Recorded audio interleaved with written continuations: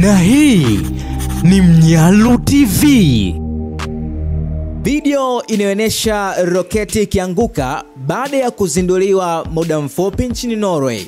Roketi hii imeanguka duniani muda mfupi baada ya kuzinduliwa huko nchini Norway. Roketi ya majaribio iliyolenga kurusha satellite za Ulaya imeanguka na kurudi tena duniani muda mfupi baada ya kupaa. Roketi ya Spectrum isiyo na rubani ambayo ilipaa kutoka kwenye kituo cha anga za juu cha Norway siku ya Jumapili ilitangazwa kuwa ni jaribio la kwanza la safari ya angani kutoka Ulaya. Mwanzilishi wa Kijerumani Isal Aerospace aliyetengeneza roketi hiyo alikuwa ameonya kabla ya jaribio hilo kwamba urushaji wa kwanza unaweza usifanikiwe. Kampuni hiyo ilisema sekunde 30 za safari ya roketi hiyo zilikuwa zinatosha kusajili data.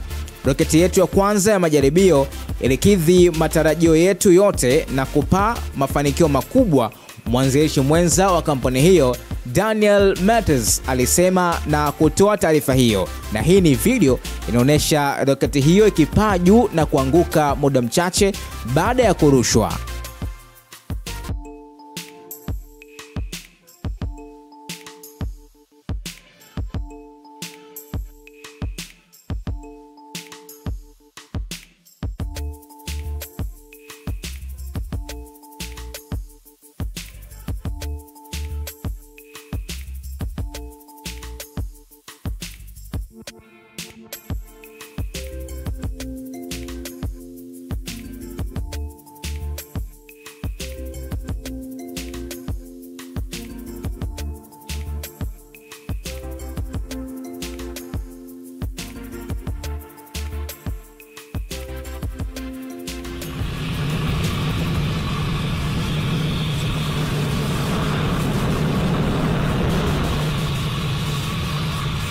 Na hii ni Mnyalu TV.